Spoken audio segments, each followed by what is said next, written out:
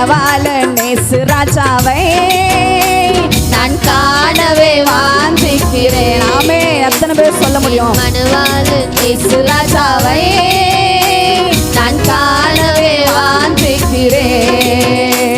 என் மணவாளன் இயேசு ராஜாவை நான் காணவே வாஞ்சிக்கிறேன். என் மணவாளன் இயேசு ராஜாவை நான் காணவே வாஞ்சிக்கிறேன்.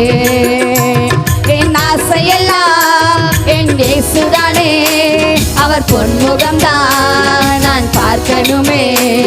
என் ஆசையெல்லாம் என் இயேசுதானே, அவர் பொன்முகம்தான் நான் பார்க்கணுமே.